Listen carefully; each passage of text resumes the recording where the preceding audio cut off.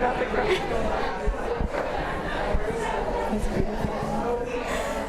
don't know how much I'm allowed to touch people anymore. Oh, I don't care, but I want one. No. Well, good evening, everyone. Oh, can you hear me? I think, is this on? No. Okay, now we are. Hi. Thank you all so much for coming tonight. My name is Melanie McNair. I'm the Senior Director of Public Programming here at the Center for Fiction. We're the only literary nonprofit that supports the creation and enjoyment of fiction. And tonight is the beginning of our fall season. So please sign up for our newsletter and follow us on social media so you don't miss anything that's coming. And it's a big deal tonight, too. There's a few things that are happening I want to tell you. So today is the first day of work for our new executive director, Lyda DeBin. So let's give her a hand. Welcome aboard. And before I go on, how many of you are visiting us for the first time this evening? Okay, there's a bunch of you. So I want to just tell you a little thing that we have here, which is called the Susan Campbell Emerging Writing Fellows program. And it's one of the ways that we support the creation of fiction is we give 9 New York City-based authors money, a place to write, editorial support for a year. And they also meet every month with each other and with people in the industry, agents and publicists and editors. And many of them go on to illustrious careers, including 2 of the people who will be on our stage this evening. So when you come to our events, you are supporting authors who have published books and also authors who hope to publish books in the future. So thank you very much for your support. A couple of housekeeping announcements. Our cafe and bar will be serving until 8:30 tonight, and drinks are allowed and encouraged, and there is a special Coleman Hill drink this evening. When the event is over, if you would just stay in your seats, I'm going to come back on stage and give instructions for the signing line, because there are a lot of you. We will have an audience Q&A tonight, and when it's time to go to questions, if you're in this room, please raise your hand, and one of our fabulous interns will bring a microphone to you so the people who are watching upstairs and on the live stream can hear your question as well. And if you are on the live stream, you can type your question in at any time, and we'll read some of those if we get time. And if you're upstairs, hi, Kristen, my colleague, will be happy to convey questions to us, so hit her up. And just a gentle reminder to make sure your question is a question. It's now my extreme joy to welcome our guest, Mecca Jamilah Sullivan, PhD, is the author of the novel Big Girl, a New York Times Editor's Choice and winner of the 2023 Next Generation Indie Book Award for First Novel. Blue Talk and Love, winner of the Judith Markowitz Award for Land Literary, and The Poetics of Difference, Queer Feminist Forms in the African Diaspora, winner of the William Saunders Scarborough Prize from the MLA. She has earned honors from Breadloaf, the Institute for the Citizens and Scholars, the Mellon Foundation, the Center for Fiction, the NEA, and others. Originally from Harlem, she's Associate Professor of English at Georgetown University and lives in Washington, D.C. Sarah Jessica Parker is an award-winning actor, entrepreneur, producer, and designer, and the publisher of SJP Lit. Founded in 2022 in partnership with Zando, SJP Lit is a book imprint that publishes thought-provoking, inclusive, and big-hearted stories, including A Quitter's Paradise, the inaugural title by Elisa Chang, who is also a Center for Fiction First Emerging Writing Fellow, and Coleman Hill, which of course we're celebrating tonight, by Kim Coleman Foote. An avid, lifelong reader, Parker also served as editorial director for SJP at Hogarth, where she published the New York Times bestseller, A Place for Us by Fatima Farin Mirza in 2018. Parker has additionally served as the American Library Association's Honorary Book Club Central Chair, a board member of United for Libraries, and on the President's Committee on the Arts and Humanities under the Obama administration. And our queen bee of the night, Kim Coleman Foote, was born and raised in New Jersey, where she started writing fiction at the age of 7-ish. A recent fellow at the Fine Arts Work Center in Provincetown, she has received additional fellowships from the NEA, NIFA, Breadloaf, Phillips Exeter Academy, the Center for Fiction, and Fulbright, and residencies at Yaddo, MacDowell, and Hedgebrook, among others. Her fiction and essays have appeared in the Best American Short Stories 2022, the Rumpus, Prairie Schooner, the Missouri Review, the Literary Review, and Obsidian. And Coleman Hill is her first novel, and please give her a huge round of applause.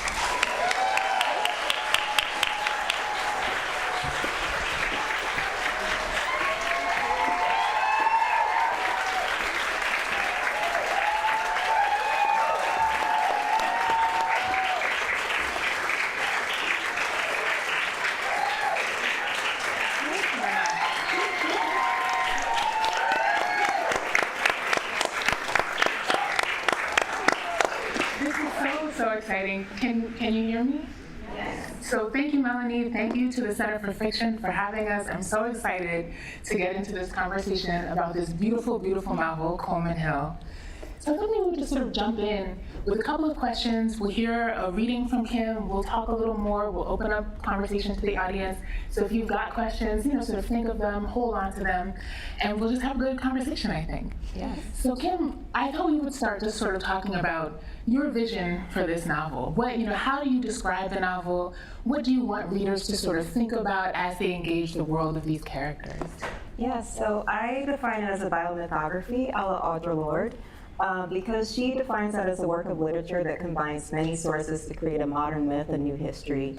And that's exactly what I did, because I've basically been hearing stories about my family since I was a little girl in Jersey, across the river. And I heard about my great grandmother, who was called Greg Coleman, and who was, hey cuz,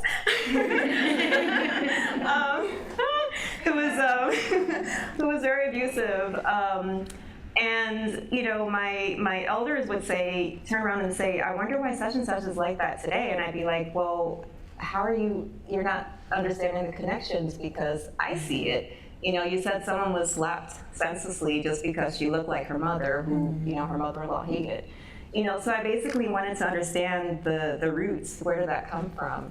And also combine when I was older and starting to get into genealogy, researching my family's history, learning that my two great-grandmothers, when they came to New Jersey from the South, from Alabama and Florida as young mothers, they both lost their husbands within a couple of years after moving up. And they both raised about 5 kids on their own. Wow. They never remarried. They ended up owning their own homes on a domestic salary. How did they do that, right? So I wanted to know all of those things, and basically it was a photograph that started it. And I don't know if you guys have your copy of the book. Yes. I don't know what page it is, because I didn't mark that, but there's a section called The Pose. And that is the actual photograph from my family that started this whole book. It's on page, that number. Haha. Thank you. 27. In the house. So this is the start of this book, this photograph here, because I had an assignment to write a story based on a photograph, and the voice of this young girl spoke to me. And she said, I am afraid of that mannerist camera. And the words just kept pouring from there, and I scrambled to write. And I've been wanting to write about my family for so long, but because of the trauma and abuse, I felt hesitant about putting their stuff out there in the world. And I felt that was my permission to just go ahead and do it. So this whole book that you're seeing here, many years later, evolved around that, and using other photographs and census research, all kinds of government research to combine with my fiction skills, obviously, into this wonderful book that you're holding today. I love that. Fantastic. And I love your response. It's so rich and generous, and you've given us so much to kind of think about and talk about. I hope we can come back to the question of trauma, research, right? All of these sort of questions of process, sort of the family connections. You also gave us, in some ways, a kind of origin story, right, of this novel. And, I often think about how good stories, there are always sort of stories behind the story, right? And so, right, the origin story of how it came to be, but also the story of how it comes into readers' hands. And so, Sarah Jessica, I'd love to hear you sort of say a little bit, if you don't mind, or maybe set the scene for perhaps like the start of your love story with this novel, where there are scenes or moments or, you know, the kind of thing that seized your heart and made you know that this was the one. It was just something you wanted to bring into the world. Well, I think those of us who were lucky enough to read Kim's manuscript pretty early, our love affair was on. We were all aligned. It was very apparent to all of us. I mean, very few pages in, to be honest, that this was something very, very special, and I think it just kept sort of being more so true the deeper you were inside her family. This story, this biomythology, these generations of people who were telling, as you know, Kim and I have talked so much about this book, which is a great pleasure and a conversation I'm happy and wanting to have over and over and over again. But you know, this story, I say, it's extraordinary, her storytelling skills, the writer that she is. But what's so exceptional about it is how singular this family is. Yeah, I think it's one or the other. But how it is so many people's story, and I think that's what's so compelling about the book, is that it's such a personal experience, done with such skill and craft and heart and humor. But that is a story of many, many families. And I think we all knew very quickly that we wanted and hoped that we could have time with Kim and her agent and throw ourselves in front of the court, you know, like really like plead our case, because this was and remains exactly the kind of stories that I want to help get into readers' hands. And then, of course, you know, you get to a point where others are reading it, and the enthusiasm is just as you'd hoped, you know, and suspected, and just such praise for the book, such deserved and earned enthusiasm and spirit about, you know, around today. So it's really so exciting to be here. So yeah, so that's how we all fell in love with the book. It seems like a while ago, but really it's been pretty fast. It was just last year. Some of the best love stories, right? Happen sort of quickly, and as you said, they endure, right? That the love is growing. Yeah. So we've been using this term biomythography, and you know, I think it's maybe helpful to kind of give a gloss, right, of that term and where it comes from for the audience. You and I, we go back, right? We sort of have known each other since 2008 at the Pan-African Literary Forum in Ghana. Shout out to the Pan-African Literary Forum. You know, we haven't really gotten to talk very much about the biomythography and you know, what that form means. I'm like an Audre Lorde head. I love Lorde, right? And so I try to start every conversation with Audre Lorde if I can. And this, you've started us off with that, you know, for us. So can you say a little bit about what a biomythography is to you and why that is the right form for this story? Honestly, the whole thing was accidental. Because like I said, this first story just came to me just out of the blue. I mean, I happened to be using a photograph, which is material and physical for my family. And then I just decided, well, I can try that with other photographs. I have so many photographs from my family that I've collected over the years. And so a couple of years I was working on another novel, so I put that aside and a memoir and a whole bunch of other things. So I put those, I finished those, and then in 2010, I basically came back to this, and I was at a residency in Vermont Studio Center, and I took other family photographs and put them on my wall, and I said, okay, maybe I can just recreate this exercise. And it never quite happened the same way. I never heard the voices like that, but I did start, you know, thinking of the anecdotes that I remembered from my family and trying to build stories around them. And so basically at that residency, 3 stories started. And I don't know which page it is, but it's the story that the photograph on the cover is based on.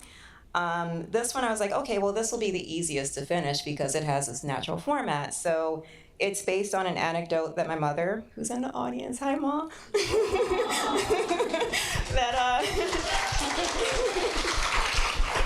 yes.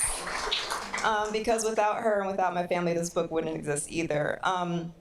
But it's based on an anecdote that she told me about how she and her sisters and cousins sat around one day plotting to kill their grandmother.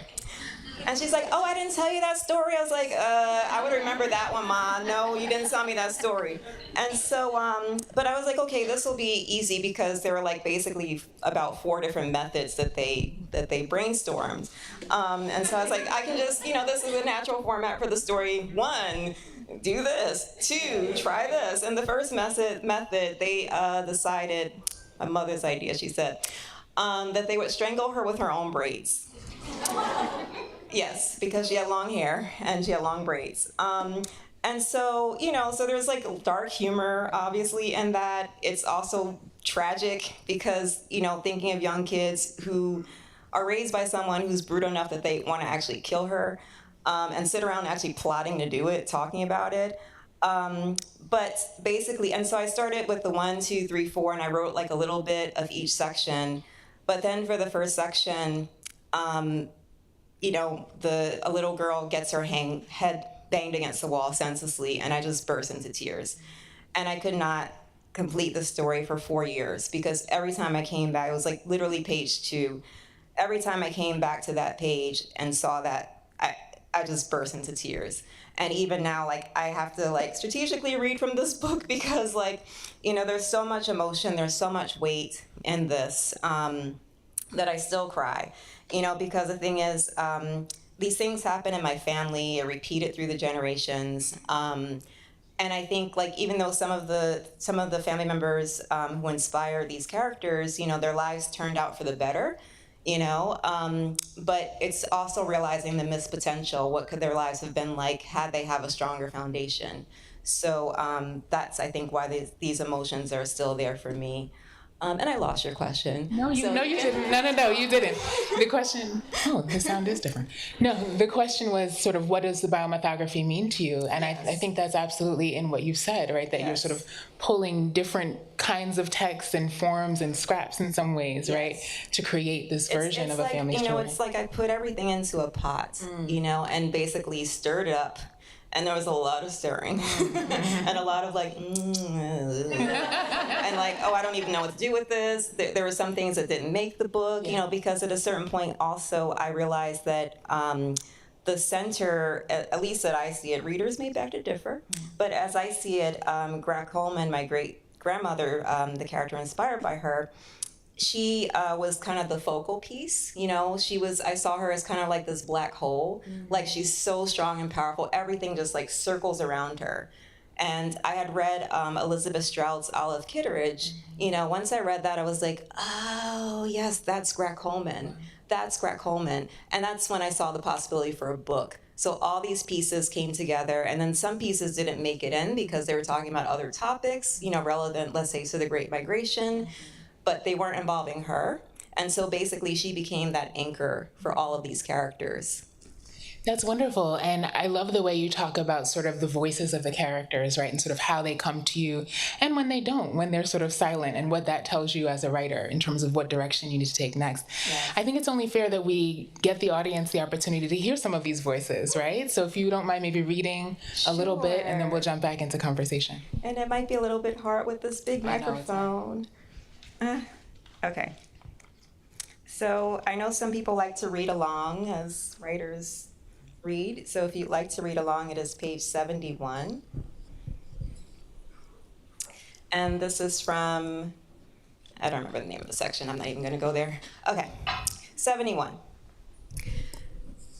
The Jim you found in New Jersey wasn't the same man who left Alabama. When you got to the Pennsylvania station in Newark, you ain't recognized him until he took off his bowler hat and waved it at you and the children.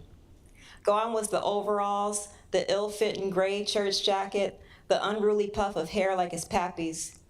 He wore a tailored pinstripe suit that highlighted the honey color of his eyes. The jacket was flipped open to show off a watch chain dangling from his vest pocket. His slick-back hair reflected the sunlight just as much as his shoes. He leaned against a cart hitched to a horse, which you later learned he'd borrowed from his brother. You noticed colored and white ladies alike sneaking glances as they passed, and your chest puffed out. For the first time, you realized what all them girls back in Houston County, Alabama used to see in him. Just as quick, fear prickled your stomach. Suddenly, you realized you never made much of Jim's looks before, because you hoped if you ignored them, white men might not notice Jim's effects on their women neither. Then you remembered you was in the North. Couldn't nobody bother Jim. He could live a long life, unlike your ma's husbands, and so could your son, Jebby. But when you got up close to Jim, the dark half-moons beneath his eyes gave you pause. That night in bed, Jim held you closer than he ever done and put his nose in your hair and told you he missed that smell, how it reminded him of down home. You snickered out of discomfort and drew your head away. What, Jim? You mean to tell you miss it back there? He sighed. I got more stuff up here. More money than I ever had, 3 suits and 3 pairs of shoes, a watch. I found us this house. I've been going to see a picture show every month, but I ain't happy up here, Celia. You were silent, thinking of that house whose rooms the children galloped through, hooting and hollering soon as they entered. You ain't even yell at them to hush and mind their manners, 'cause you wanted to cry out yourself. The house was on a short, quiet street called Waldorf, named after some famous fancy hotel in New York City, Jim said. The structure was narrow but spacious, with a bedroom for you and Jim, and a separate one for the children. Gas lighting, a pot-belly stove, a whole room apart from the kitchen just for dining, a parlor, and 3 floors counting the basement, where there was a toilet that flushed. The children's elementary school was a half-mile away, so they could walk there without worrying about heat stroke or blisters. And you couldn't get over how friendly, how normal acting the white folks was. The ones across the street even said welcome to you and offered you some type of sweet-tasting bread. What was there to be long-faced about? These jobs, Jim continued, they wasn't nothing but a ruse to get us colored men coming up here. We ain't nothing but fill-ins for crackers who don't show up for work when they get sick or go on strike. You know what my longest position was, Celia? 3 months. Some of the time it's just a few days. And what's gonna happen if I get sick? Y'all found out that winter. Thank you.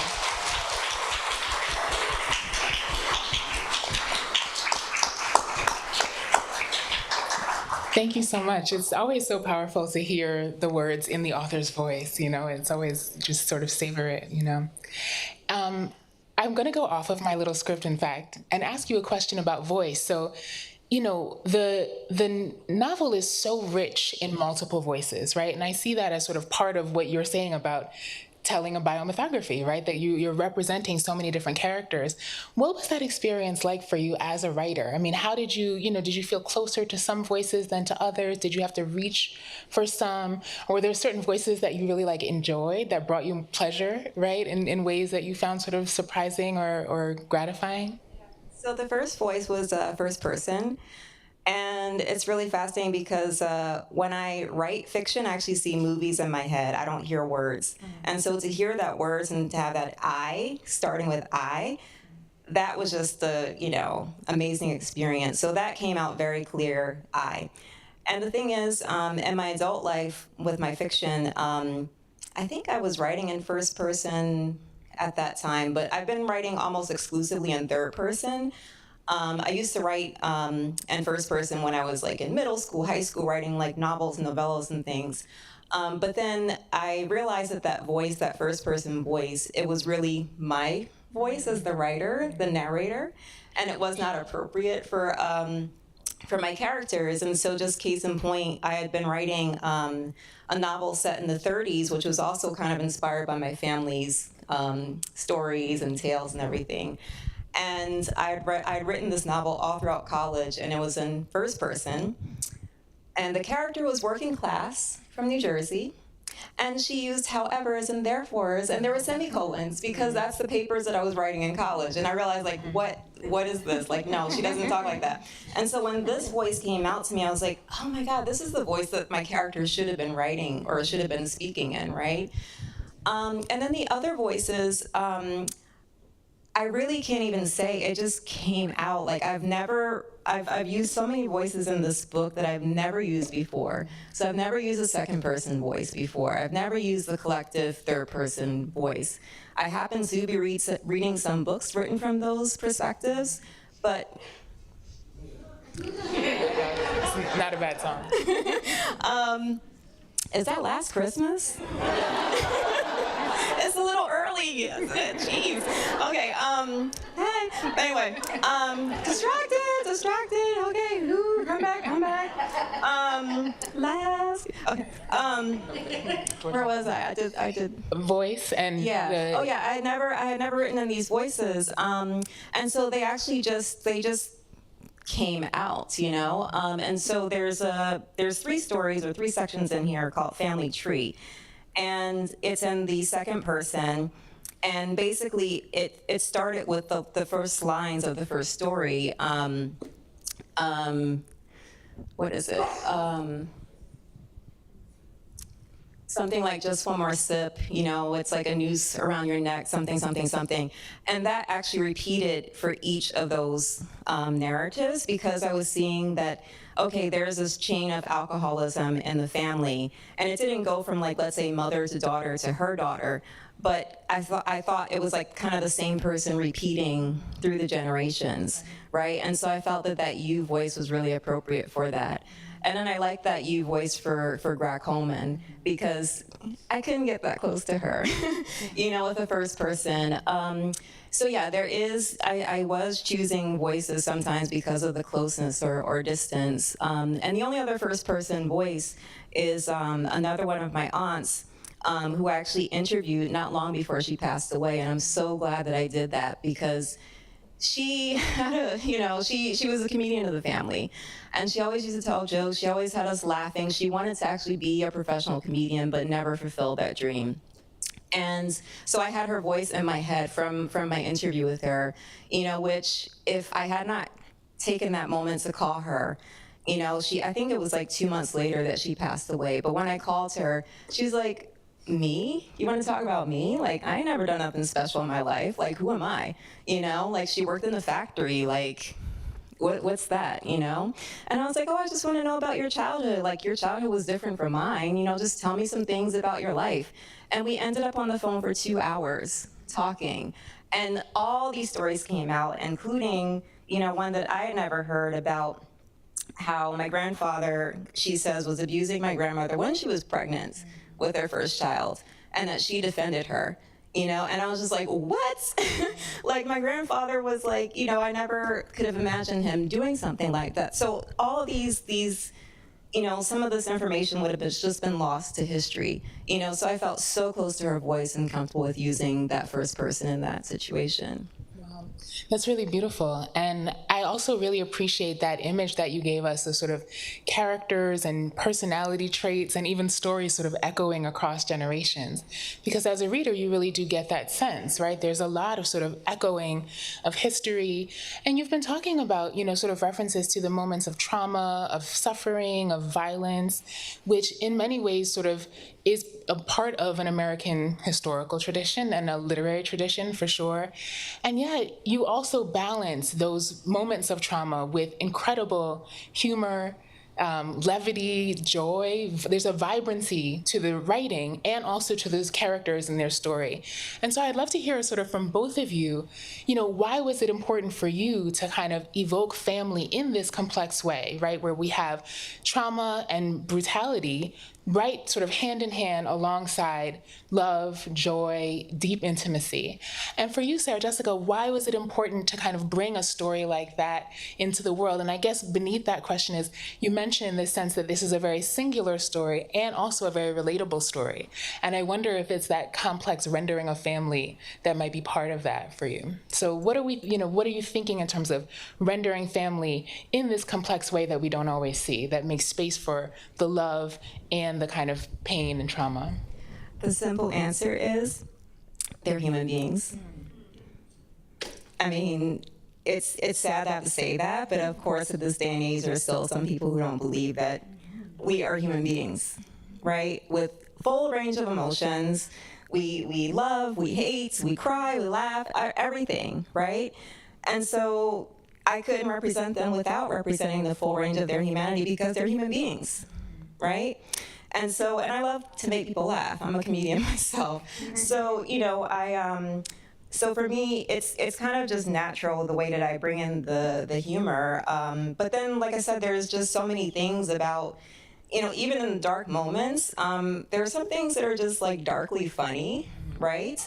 And so I had to bring that element in. Yeah, they're human beings. The thing with the braids hit pretty close to home, I have to say.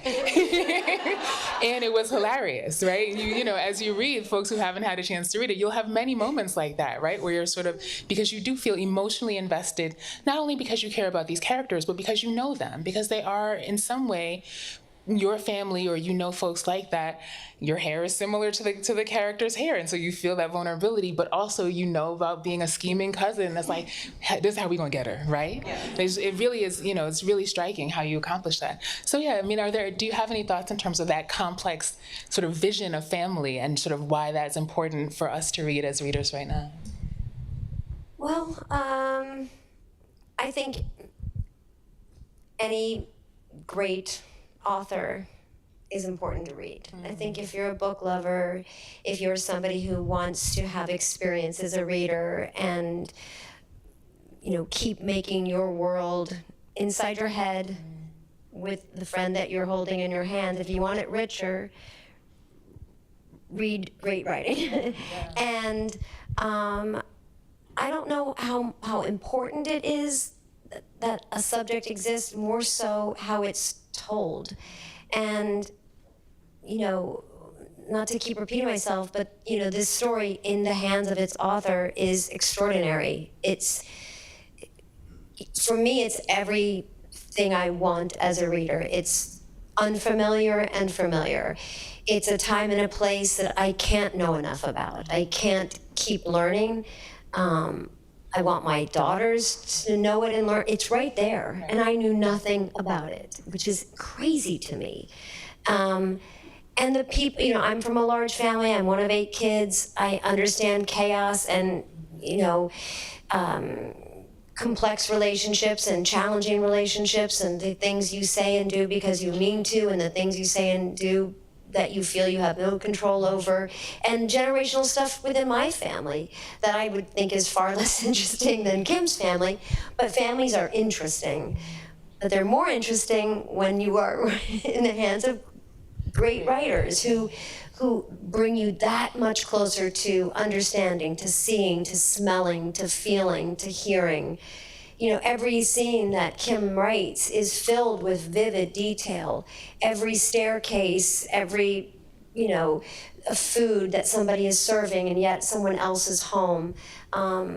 Yes, a person's outfit, but the fabric, the details that add up, are companions that are very, they're important, but they just fill it so much. And so it's not, like I said, it's not so much that it was important that it's about this, or that family is important. It's important that we know this story, I think. Like I look at a book like this and I think, yeah, this should be syllabus in school. This should be what we're talking about. Like if we want to talk about our history, let's read this book. And let's have conversations about that. And let's see what else comes of having that. To me, this is exciting. This is a great way of learning about who we are and who we don't know. I love what you said. I love all of what you said, and especially that idea of the book as the friend in your hand, right? And that this is a friend who can invite you into history, right? And invite you sort of up close into experiencing history. And Kim, I wonder if you could say a little bit about the place of history in this book. What history or histories, is this book engaging? And then also, why is this the time? What do you want readers today to sort of take away? And I'll just sort of couch this by also saying, there are many moments throughout where there are sort of these really beautiful sort of resonances with contemporary histories, and you talk about some of them explicitly in your author's note. And I wonder if you could just say a little bit about what's happening with history in the novel, and sort of how we are, how you would like readers, or how you hope readers might connect with history today.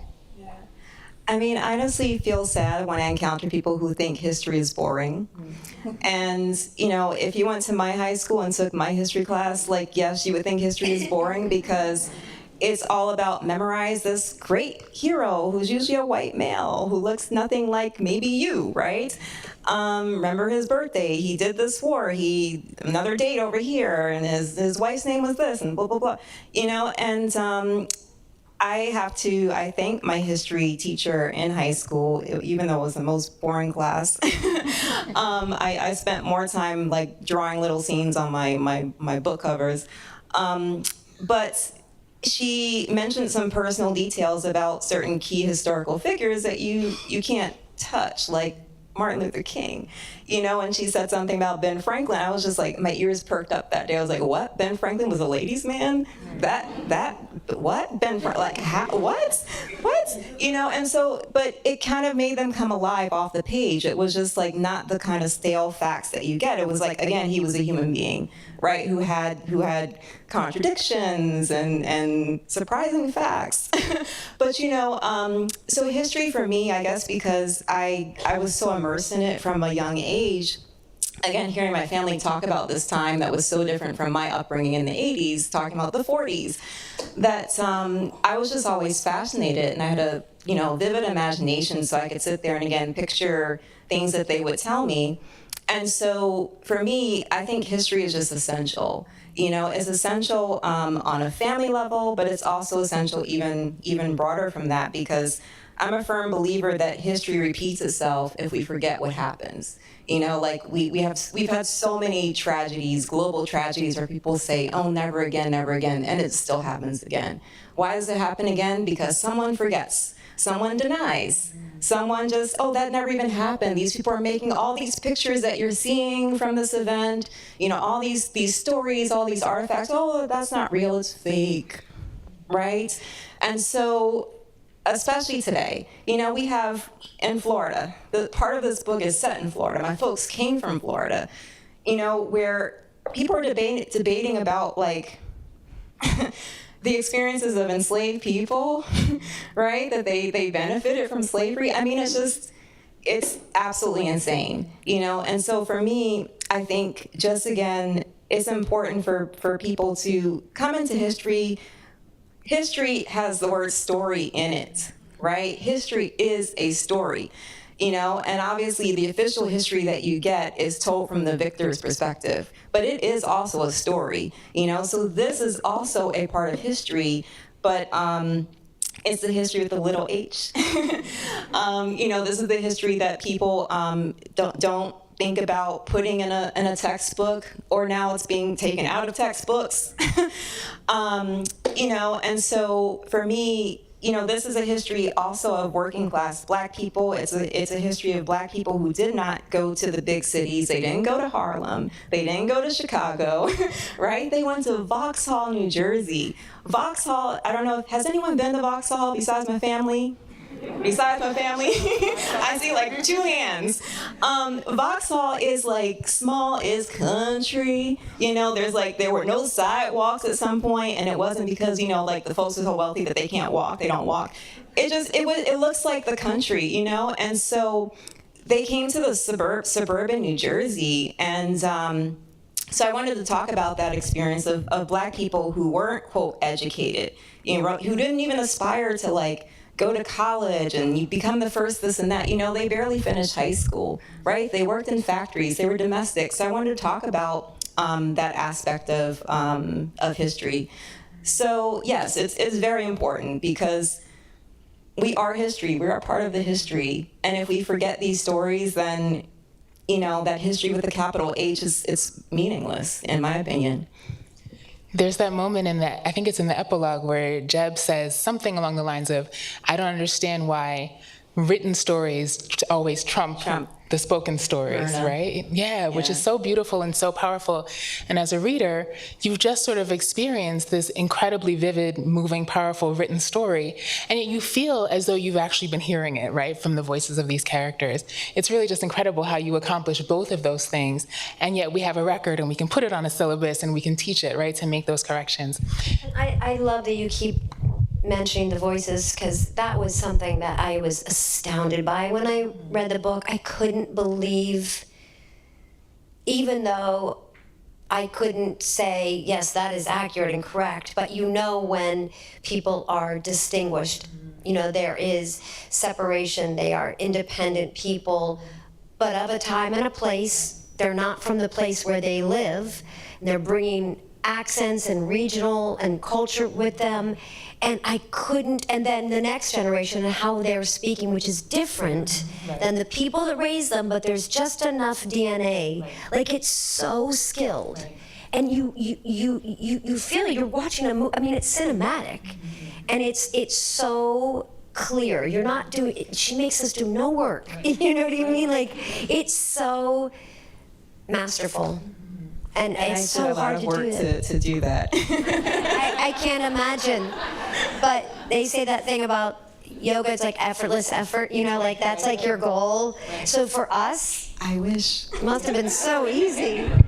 No, it was Can not you say a easy. little bit about all of the different kinds of work, the research process, the writing process, sort of what does it take to kind of create a work in which the voices ring so true and the images feel so real, even though they're not actually effortless, right? What was that like for you? Well, even though some of the voices, and probably just those two, came to me very easily, I had to work really, really hard to keep the consistency. And, you know, it was a later point when I realized, okay, the generation who, you know, my great-grandparents were born slaves in this country.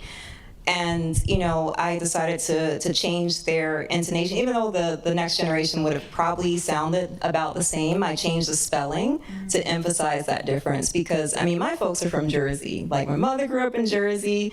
My grandparents even, they came up to Jersey when they were, you know, like less than under 10 years old. So they have a Jersey accent, right? But my grandmother and her sisters had an Alabama accent. Right? So that when I met my cousins from Alabama, I was like, oh my God, that's my grandmother's voice coming out of your mouth, right? And so, where was I going with that? Well, just the process, the writing process, yeah, to distinguish Yes. the voices and research, if you want to say something about So that. yeah, it involved a lot of work and sometimes even kind of like, I had to make kind of like a mathematical equation for myself because like things in the stories weren't adding up, right? You know, because there were the things that I knew, which were essentially these like small anecdotes. And my writing partner is right there in the front row. And she's one of the many people who read these, you know, excerpts and said, something's not adding up here, Kim. You know, her motivations aren't making sense. And I was like, yeah, because I don't really know why such and such treated someone this way. And so I had to draw my fiction skills and I had to like really create these characters as separate, like they're not my family because they are my imagination of how someone ended up this way, right? But I had to like kind of create like a mathematical chart, like, okay, if she said this, then this, but why did she do this over here? Because you had her doing something, and this contradicts this, and I literally had to like write like flow charts and like walk around the room muttering to myself like over a couple of days. And then just, I told you, Sarah Jessica, I would show you my notes from some of these stories because it was intensive labor, you know, to go into it. And then again, some of the elements that I had imagined, which might have been really, really good character details, had to leave because it didn't fit with, you know, this kind of psychology that I was building for the characters to justify their motivations. And again, it really does feel effortless, right? I mean, as readers, it comes together and it feels just sort of like truth, you know?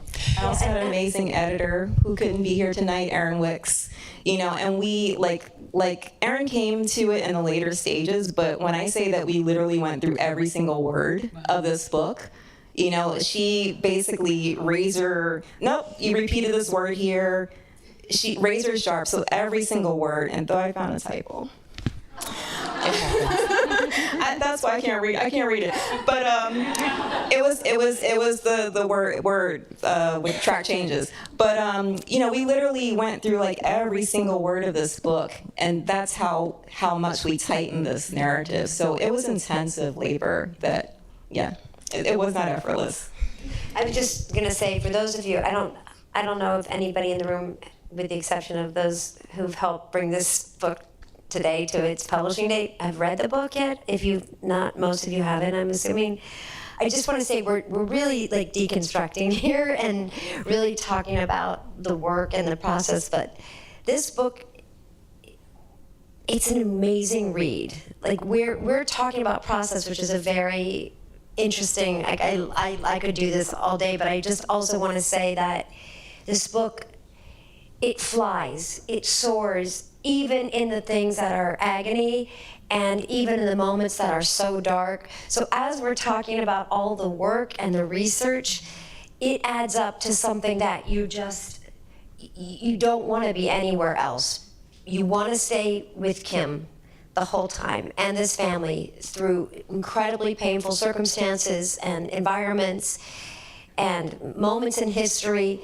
But I'm kind of here to say, like, it's an amazing read. Like, because we're talking so much about the work. Sometimes, if you haven't read it yet, I don't want people to think that it's schoolwork. Mm-hmm. It should be, but and maybe it will be. But it's incredible. Do you know what I'm saying? Do you understand my point? I just want to take the other side too. Yeah, absolutely. There's great joy and pleasure. Yes, yeah. And there's pleasure in the writing, right? Yes. And in fact, that sort of brings us to, we'll come to audience questions if folks are, sort of thinking about questions.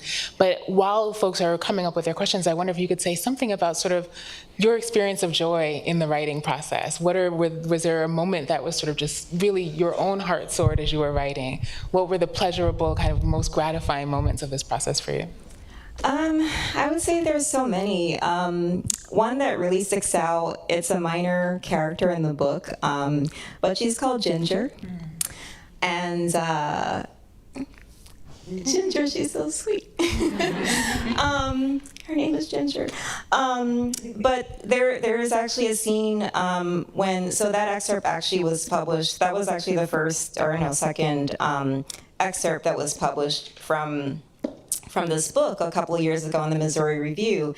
And it was long. It was long because I had no idea. I wasn't thinking about, I was writing these to publish individual excerpts, so I didn't know it's a story. I didn't know what they were. I was just writing. And so it was like, well, this is running a little bit too long and we need to cut something. And they wanted to cut that section.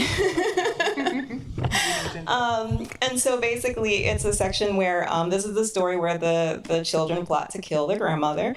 And she basically makes friends with a hen.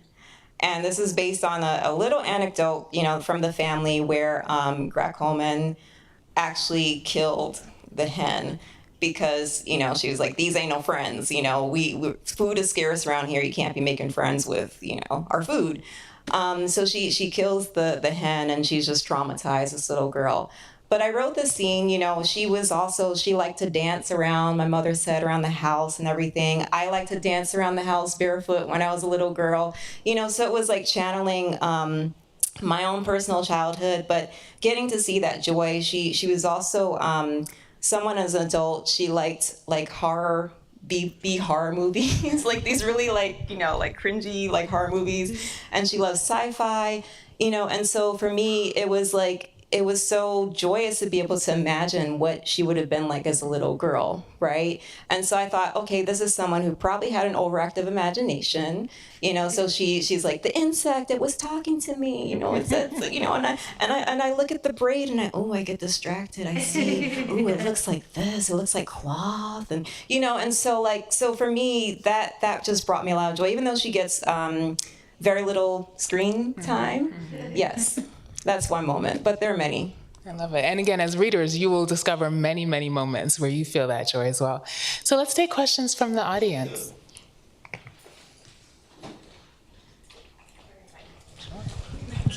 Is that Joanne? We're going to start with a question from our YouTube, which is, what advice would you have for writers who haven't been published about persevering until you get published? Who haven't been published? Oh my God, just keep trying. Keep trying. I was like the Energizer Bunny, like, keep going. I mean, if you could look at my spreadsheet that I've been keeping probably since 2005, 4, whatever, it now has like over 400 entries for like everything I've submitted to over the years. And one day I sorted it by like the yes and no's, and the no's just go on and on and on. So, I mean, you just have to keep believing in yourself. But also I would say like get the feedback from other writers and friends and your professors if you're in an MFA program or you take a workshop.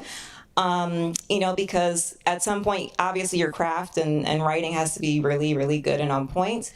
But you just have to keep trying. You have to believe in yourself. You have to believe in what you're writing.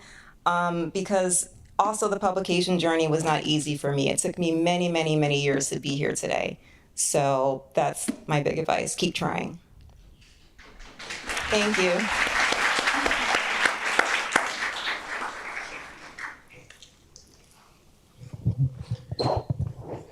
Hello. Hey, cousin.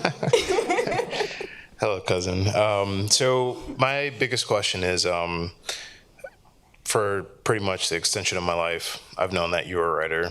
My father's a writer, and I have dabbled in writing across the years. But one thing is, like, learning about my side of the family with you has been the biggest challenge, and even talking to my auntie and grandma, it's very hard to get a lot of things out, a lot of information out of them. So my questions are, what kind of like motivated you to pursue this? Where was your motivation in terms of like, extracting that information and then putting the information on paper? And then also, how did it affect you personally? Just learning more about your family and just seeing where that took you. Yeah, so basically the beginning, thanks Cuz for the question. The beginnings were, again, hearing all these stories as a kid and wanting to make these connections in the family, with the trauma and abuse that I saw repeating in the generations, but also hoping that it could stop, right? Because people didn't necessarily see how it repeated. They didn't see how they themselves were perpetuating it, so I thought just like showing those connections blatantly, if it couldn't help for them, it could maybe help for someone else, right? And again, like I said, the stories that I heard, I just value the lives of my family, because these are not the people that you normally hear about in history books. You don't hear about factory workers. You don't hear about people who are speaking improper English, right? So I wanted to, and I feel like the way that I grew up speaking, I spoke that way at home. I spoke that way on the playground. I wanted to honor the poetry of that language, right? Because for me, I hate standard English. I hate it, but with my psychology, everything, like, there's what do we call, what did Du Bois call it? Double consciousness. I mean, it's like, I prefer to speak the way that people are speaking in this book, but then, there's perceptions and all that kind of stuff. But I wanted to honor the poetry of that language, right? So it was all those things. And, in terms of like finding it, difficult to get information from different relatives, I mean, I had the opposite experience. People would talk. And I felt like I was kind of at the right place at the right time. People gave me photos. They're like, oh, I don't want these anymore. You can sit back and listen, because you never know what will come out when, what mood someone is in. Maybe this day, they were feeling like they didn't want to talk to you, but you come back to them 2 years later and all of a sudden it's an open door, something happens. And I mean, I experienced the same thing when I was in Africa doing research into slavery, which is a super sensitive topic. And I'd be skirting around the issue, trying to be respectful and polite. And, at one point, someone just burst out saying, like, oh, I know what you want to ask me. You want to ask me about, and I was like, people don't talk about this. He was like, oh, you came on the right day. I'm old. I don't care anymore. Right? So Yeah. So if you're interested, because you have a whole other side of your family, right? That's not the Grimes. Talk to them. Talk to people. Ask them questions. Ask them about, and it doesn't have to be. You don't necessarily start like, so who'd you sleep with in 1945? Nah, right? Like, tell me about your childhood. Tell me what your favorite food was, growing up. What did you like? Did you go to the movies? Did you listen to music? Start with those basic things, because even all those details, there's such richness in those details and something about a person that you might have never known before.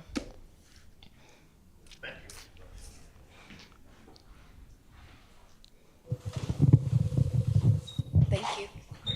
Hello. Oh, that's loud. Sorry.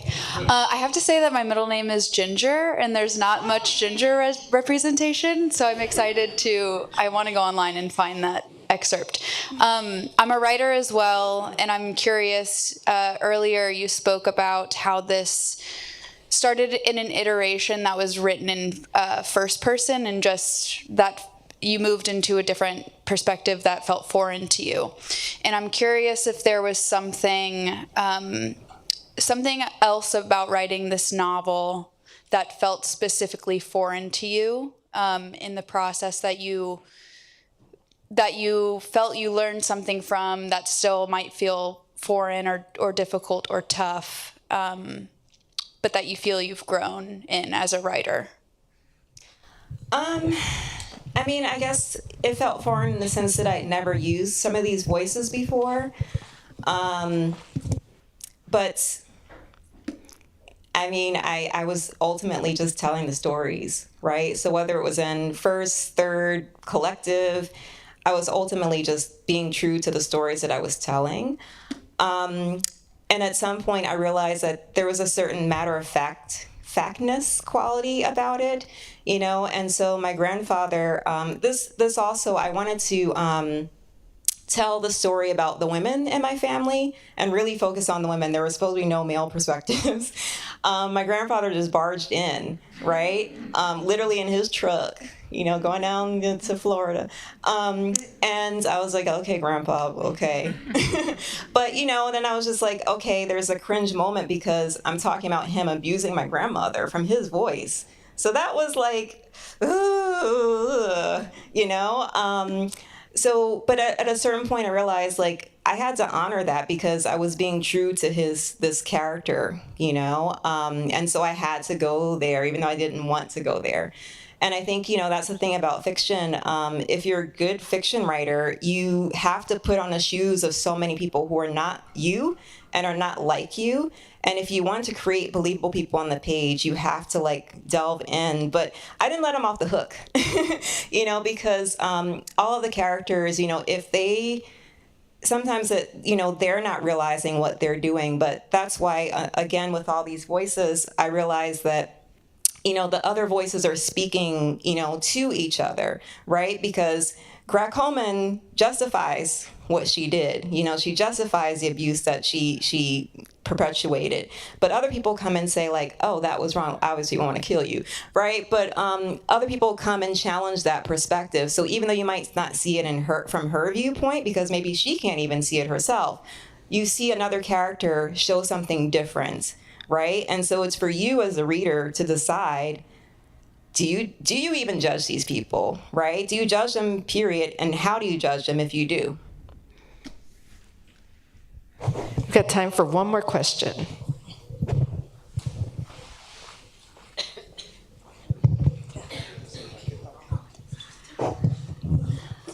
Hi, my name is Lisa. Really enjoying this. Oh, is it working? No.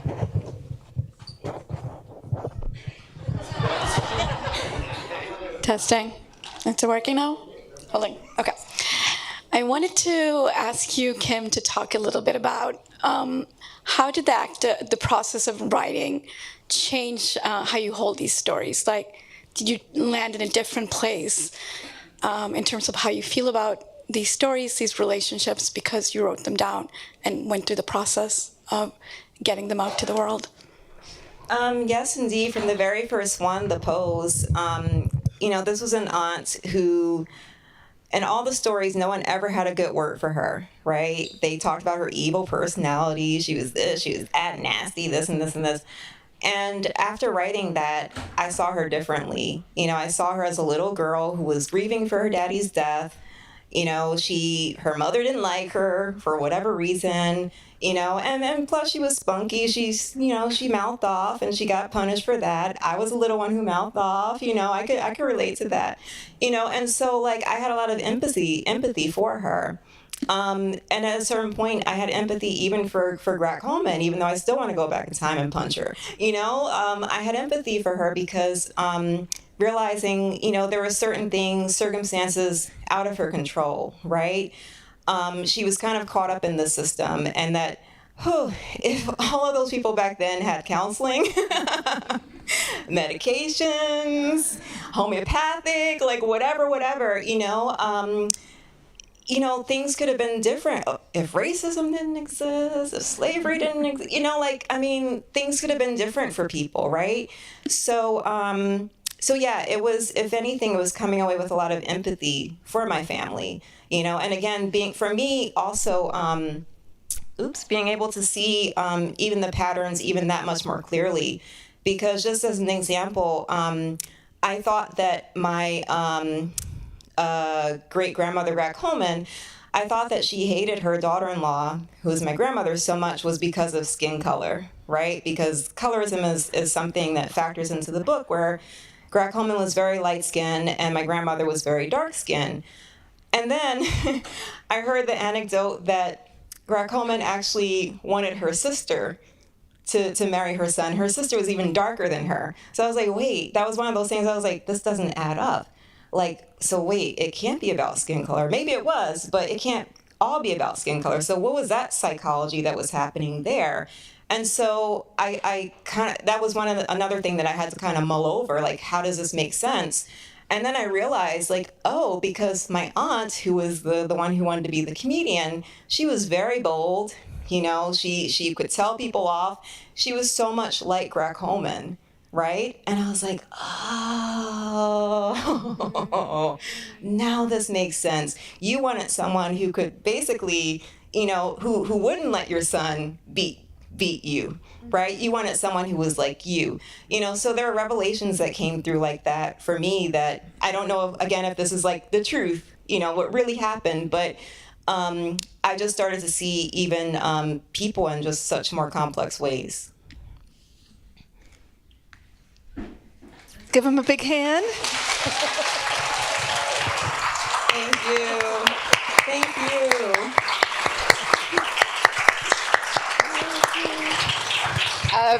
Something that we didn't do at the start, which is most of you have books. If you would just grab them and hold them up, it's really fun to see from the stage. Look at that. Look at that. It's there. Oh my God. All right. Thank you, everybody, for coming. Like I said earlier, we're going to do...